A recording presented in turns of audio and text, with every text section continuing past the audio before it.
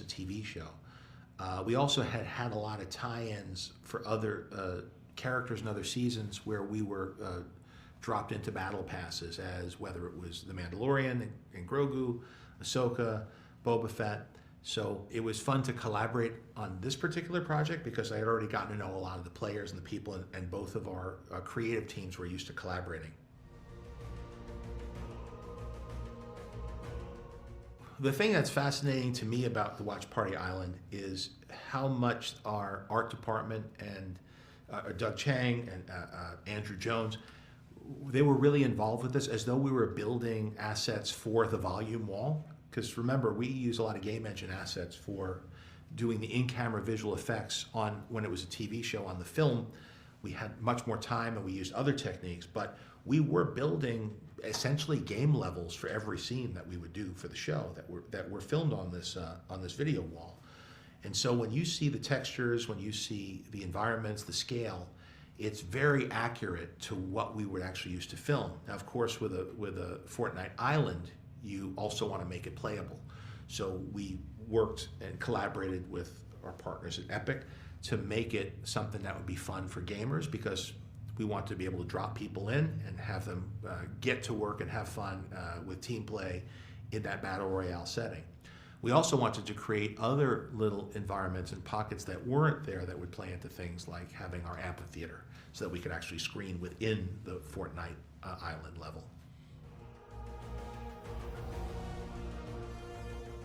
The most surreal part of working on Star Wars at all is just that I'm working on Star Wars. I was 10 years old in the theater when the first one came out.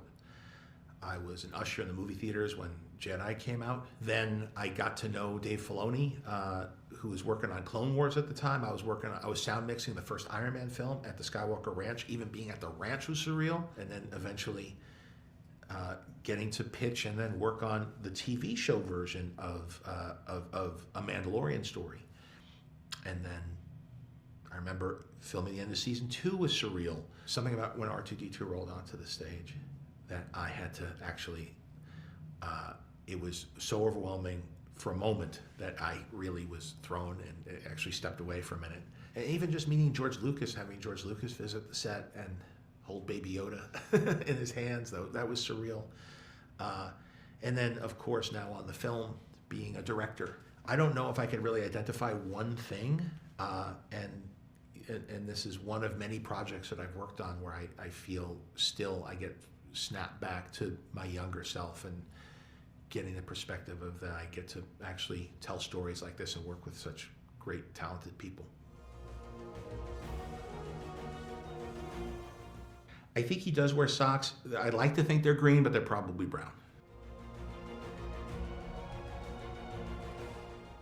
The idea for Grogu was, I wanted to tell a story about a Mandalorian who's a bounty hunter, who's just doing his job. And that bounty hunter encounters a bounty, and then when he sees it, because it's Yoda's species, now here's your conundrum. What does he do? For television, you want to have an underlying dynamic that can be explored over many, many seasons. Now, of course, now we're doing a film, which is a much different prospect. And here, for the first time, you're seeing them as partners. And so we do a bit of a hard reset, and in that the dynamic has shifted. It's organic to what has happened before, but this is a new dynamic that you haven't seen. That was what led to the creation of this character. But it also, we see that the character has changed quite a bit now that we're hitting a new medium for storytelling around these characters. For the film, there was a lot of opportunity to build practical sets. To be honest with you, I was an original trilogy kid. That was when I find that people connect with Star Wars most when the era of Star Wars that hits the age that